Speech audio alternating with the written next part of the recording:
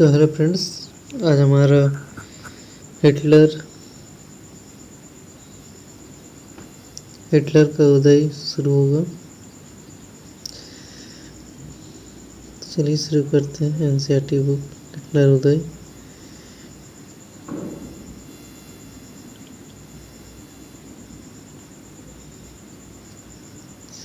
अर्थव्यवस्था राजनीति और समाज में गहराते जा रहे इस संकट ने हिटलर के सत्ता में पहुंचने का रास्ता साफ कर दिया। जो कल हमने देखा था 18, उससे पहले आप अगर पिछले वाला वीडियो नहीं देखे हैं तो देख लीजिए ताकि आपको आगे अच्छी तरह समझ में आए। 1889 में ऑस्ट्रिया में जन्मे हिटलर की युवावस्था बेहद करीबी से गुजरी थी। तो हिटलर का जो जीवन बचपन था वो बहुत करीबी में था।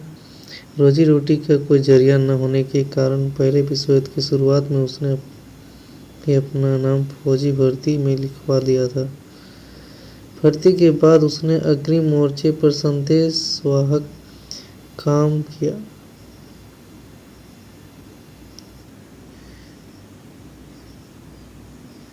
कॉर्पोरल बना, मतलब काम भी किया और कॉर्पोरल बना, और बहादुरी के लिए उसने तमगे भी हासिल किए।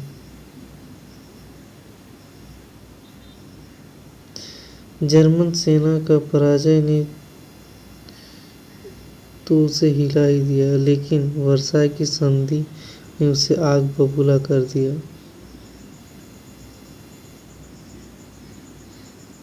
वर्साई की संधि ने उसने आग बबूला कर दिया और 1919 में उसने जर्मन वर्कर्स पार्टी नामक एक छोटे से समूह की सदस्यता ले ली। धीरे धीरे इस संगठन पर अपना नियंत्रण कायम कर लिया और उसने नेशनल सोशलिस्ट पार्टी का नया नाम दिया। इस पार्टी को बाद में नात्सी पार्टी के नाम से जाना गया।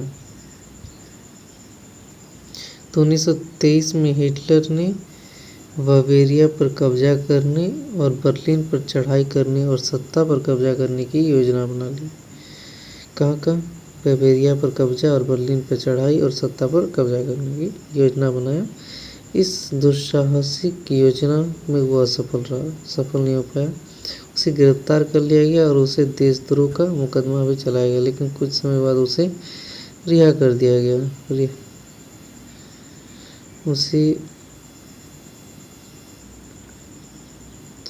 उसे रिहा कर दिया गया।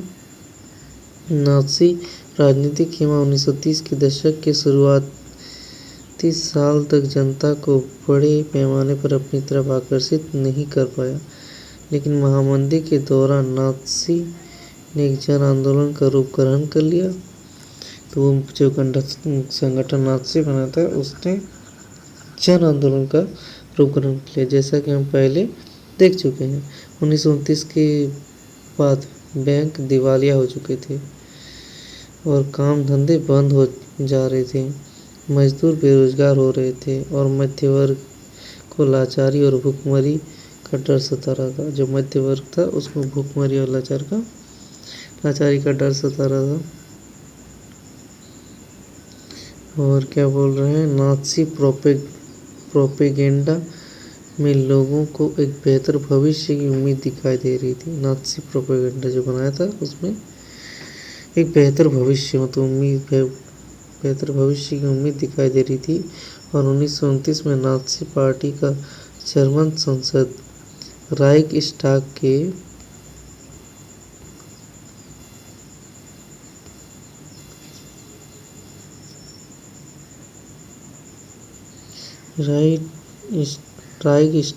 के लिए चुनावों में महज 2.6% वोट मिले। 1932 तक आते आते यह देश सबसे बड़ी पार्टी बन चुकी थी और उसने 37% वोट मिले।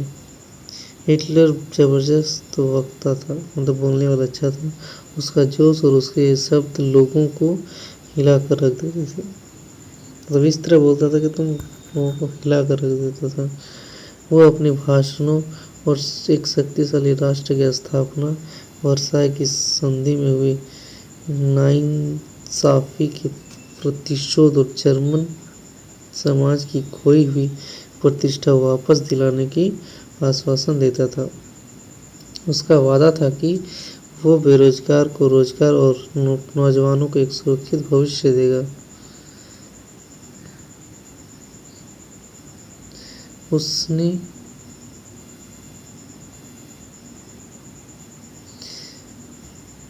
उसने आश्वासन दिया कि वो देश को विदेशी प्रभाव से मुक्त कराएगा और तमाम विदेशी साजिशों का मुंहतोड़ जवाब देगा। ये सब कौन वादा किया था? सब हिटलर। तो हिटलर ने राजनीति की एक नई शैली रची। वो लोगों को गोलबंद करने के लिए आडंबर और प्रदर्शन की अहमियत समझाता था। ये सब हिटलर। और हिटलर के प्रति भारी समर्थन दर्शाने वाले लोगों में परस्पर एकता का भाव पैदा करने के लिए नाज़ी ने बड़ी रैलियां और जनसभाएं आयोजित की।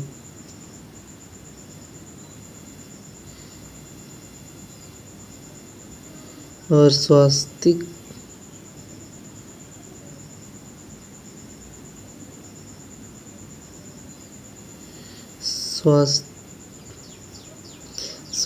छपे लाल झंडे, नाज़ी सैल्यूट और भाषणों के बाद खास अंदाज में तालियों की गड़गड़ाहट, ये सारी चीजें शक्ति प्रदर्शन का हिस्सा थी। नाज़ियों ने अपने धुआंधार प्रचार के जरिए हिटलर का एक मसीहा, एक रक्षक, एक ऐसे व्यक्ति के रूप में पेश किया जिसने मानव जनता को तबाही से उबारने के लिए अवतार लिया था। यह एक ऐसे समाज की ये छवि बेहद आकर्षक दिखाई देती थी जिसकी प्रतिष्ठा और गर्व का एहसास चकनाचूर हो चुका था और जो एक भीषण आर्थिक और राजनीतिक संकट से गुजर रहा था। अब देखते हैं लोकतंत्र का ध्वंस।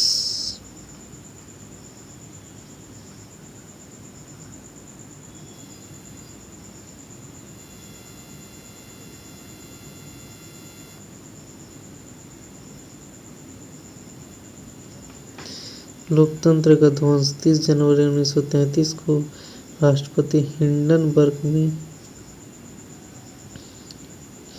हिटलर का चांसलर का पदभार संभालने का न्योता दिया। यह मंत्रिमंडल में सबसे शक्तिशाली पद था।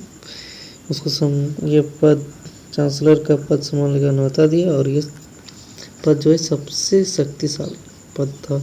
तब तक नाज़ी पार्टी रूढ़िवादियों को भी अपने उद्देश्यों से जोड़ चुकी थी और सत्ता हासिल करने के बाद हिटलर ने लोकतांत्रिक शासन की संरचना और संस्थाओं को भंग करना शुरू कर दिया। फरवरी माह में जर्मन संसद भवन में हुए रहस्यमय अग्निकांड से उसका रास्ता और आसान हो गया। 28 फरवरी 1933 को जारी किए गए अग्नि अध्यादेश फायर डिक्री के जरिए अभिव्यक्ति, प्रेस एवं सभा करने की आज़ादी जैसे नागरिक अधिकारों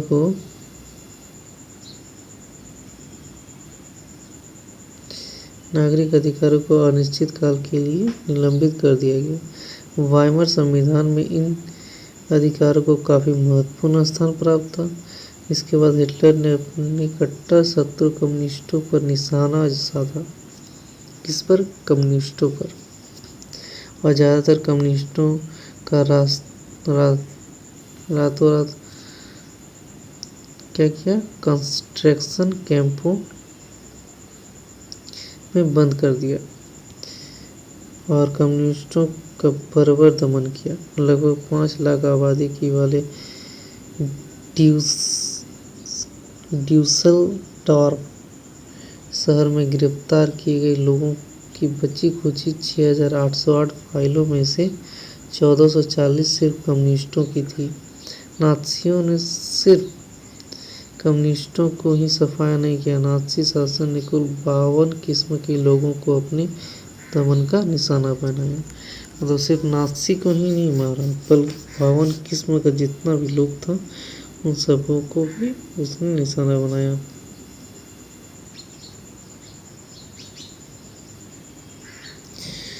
और 3 मार्च 1933 को प्रसिद्ध विशेषाधिकार अधिनियम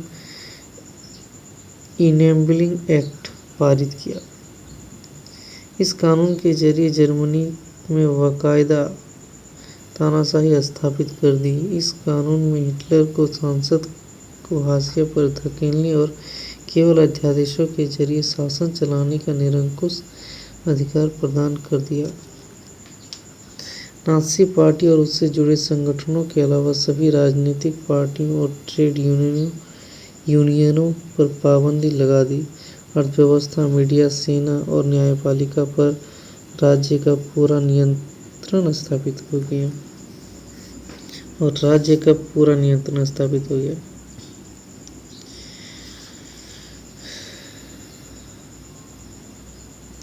तो क्या एक बार देख लेते हैं नए शब्द में।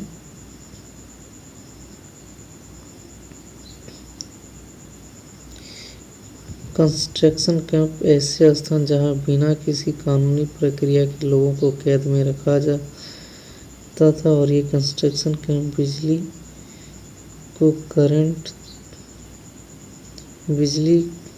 करंट दौड़ते कांटीले तारों से घिरे रहते थे।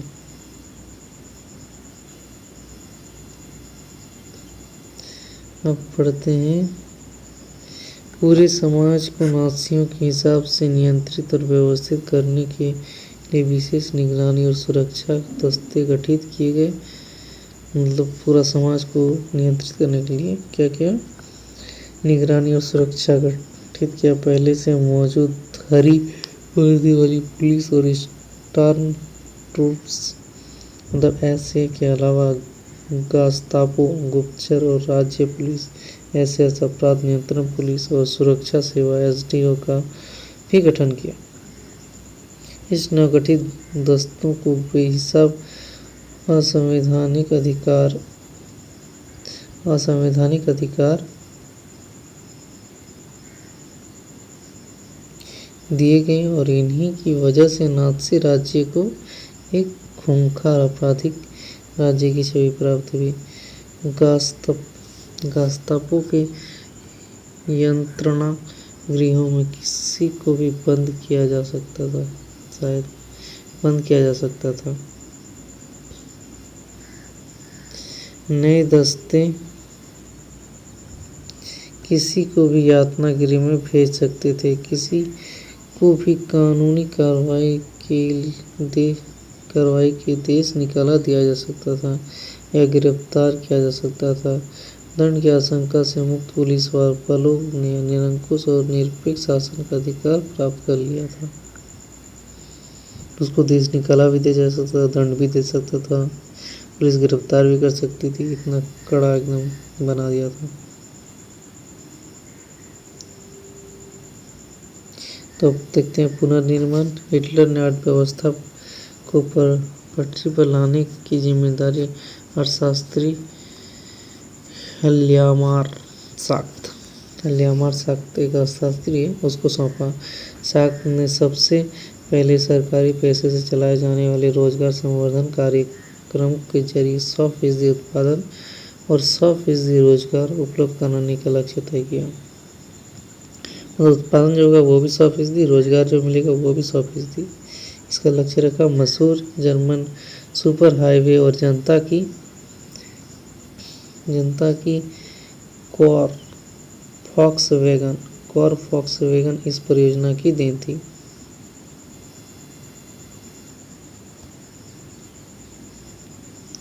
तो विदेश नीति के मोर्चे पर हिटलर को फौरन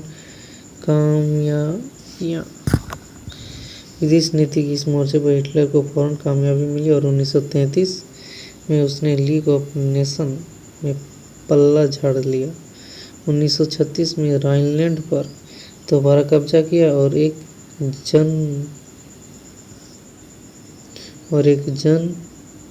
एक साम्राज्य एक नेता के नारे की आड़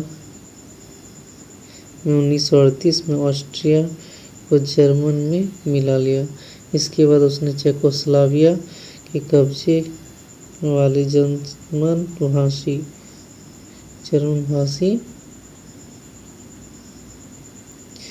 सुडेटलैंड प्रांत पर कब्जा किया और फिर पूरे चेकोस्लोवाकिया को हड़प लिया। इस दौरान उसे इंग्लैंड का भी खामोश समर्थन मिल रहा था, क्योंकि इंग्लैंड की नज़र में वर्साई संधि के नाम पर जर्मन के साथ बड़ी नाइंसाफी हुई थी।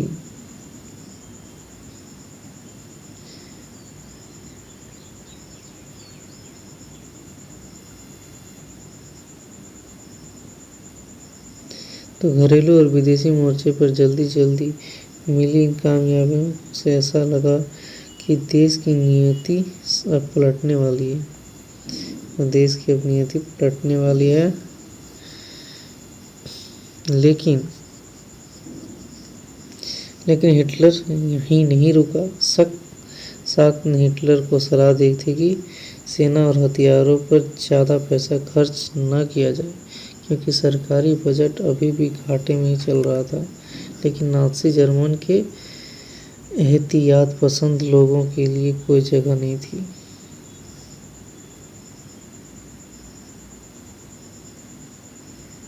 साख्त को उनके पद से हटा दिया गया। हिटलर ने आर्थिक संकट से निकलने के लिए युद्ध का विकल्प चुना। वह राष्ट्रीय सीमाओं का विस्तार करते हुए ज़्यादा से ज़्यादा संसाधन इकट्ठा करना चाहता था। इसी लक्ष्य को ध्यान में रखते हुए सितंबर 1939 को उसने पोलैंड पर हमला कर दिया और इसी वजह से फ्रांस और इंग्लैंड के साथ भी उसका युद्ध शुरू हो गया। सितंबर 1940 में जर्मनी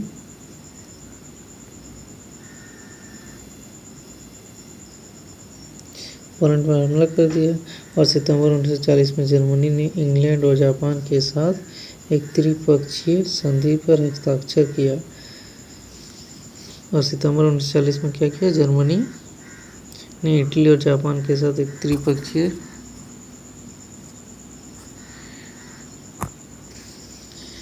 संधि पर हस्ताक्षर किया और इस संधि में अंतर्राष्ट्रीय समुदाय में हिटलर का दावा और मजबूत हो गया और यूरोप के ज़्यादातर देशों में नाज़ी जर्मन का समर्थन करने वाली कठपुतली सरकारें बिठा दी गई। और 1940 के अंत में हिटलर अपनी ताकत के शिखर पर था। कहाँ पे था? ताकत पे शिखर पे था।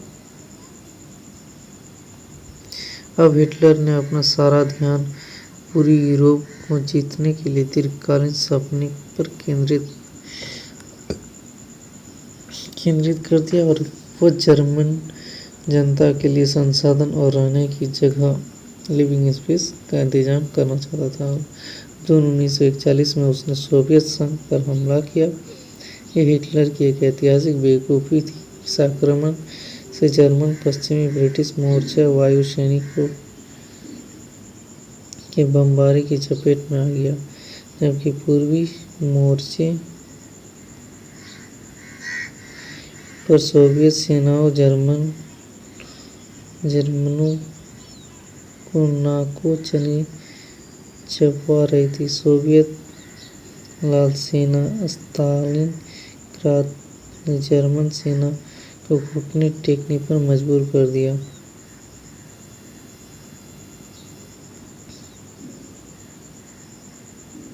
स्टालिनग्राद ने जर्मन सेना को घुटने टेकने पर मजबूर कर दिया और सोवियत लाल सैनिकों ने पीछे हटते हटते जर्मन सिपाहियों का आखिर तक पीछा किया और अंत में वो बर्लिन के बीचों बीच जा पहुंचे। इस घटनाक्रम में अगली आधी सदी के लिए समूचे पूर्वी यूरोप पर सोवियत वर्चस्व स्थापित कर दिया।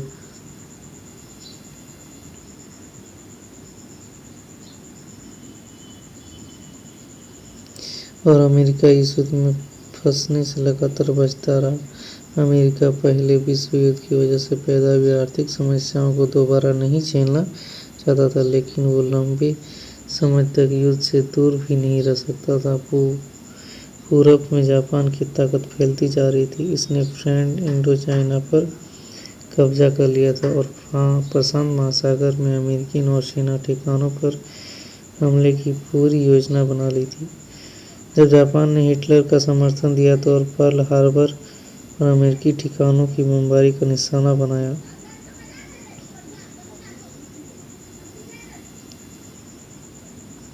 पर्ल हार्बर अमेरिकी ठिकानों पर बमबारी का निशाना बनाया गया तो अमेरिका भी दूसरे विश्व युद्ध में कूद पड़ा। यह युद्ध मई 1945 में हिटलर की पराजय और जापान के हिरोशिमा शहर पर अमेरिकी परमाणु बम गिराने के साथ खत्म हुआ। और दूसरे विश्व युद्ध इस संक्षिप्त ब्यौरे के बाद अब एक बार फिर हम हेलमुट और अपने पिता की कहानी पर वापस लौटते हैं। ये युद्ध के दौरान नाज़ी जुल्मों की कहानी है। तो अब नेक्स्ट टॉपिक पे हम बढ़ेंगे, नाज़ियों का विश्व दृष्टिकोण। आई होप आपको ये टॉपिक समझ में आया होगा। कुछ वर्ड है तो देख लेते हैं। यहाँ पे ये हो गया, नहीं वर्ड तो यहाँ एक है प्रोपेगेंडा। प्रोपोगेंडा देख लेते हैं एक बार। प्रोपेगेंडा जनमत की प्रभावित करने के लिए किया जाने वाला एक खास तरह का प्रचार पोस्टरों, फिल्मों और भाषणों आदि के माध्यम से, इसी को प्रोपेगेंडा बोलते हैं। ये था हमारा आज का टॉपिक। नेक्स्ट टॉपिक में बोलो नए बात करेंगे। धन्यवाद। आई होप आपको समझ में आया होगा। जय हिंद, जय भारत।